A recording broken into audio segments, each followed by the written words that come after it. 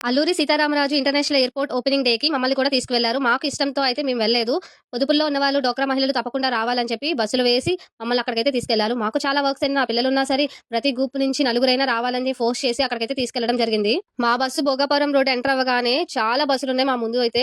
వెనకాతల కూడా చాలా బస్సులున్నాయి. ఇంకా బ్రిడ్జ్ ఎక్కిన తర్వాత అయితే మధ్యలో ఆపేశారు. ఎయిర్‌పోర్ట్‌కి ఇంకా 4, 5 కిలోమీటర్స్ ఉందనగా. 3 అవర్స్ అండి బసెస్ అన్నిటిని కూడా ఆపేశారు. ఇంకా ప్రజలందరూ కూడా దిగిపోయారు. పోనీ నడుచుకొనైనా వెళ్దామని చాలా మంది డేర్ చేసి నడుచుకొని వెళ్లారు. కానీ వాళ్ళు కొంత దూరం వెళ్ళగానే పోలీసులైతే ఆపేసి మళ్ళీ వెనక్కైతే పంపించారు. ఇంక ప్రోగ్రామ్ కూడా అయిపోయింది. 1 గంటకి మమ్మల్నయితే వేరే రూట్ నుంచి మమ్మల్ని పంపించేశారు. ఇప్పుడు సోషల్ మీడియాలో ప్రజలు ఇలా చేశారు, అలా చేశారని చేసి కామెంట్స్, సెటైర్‌లు వేస్తున్నారు కదా! మనం ప్రశ్నించాల్సింది ప్రజల్ని కాదండి ప్రభుత్వాన్ని.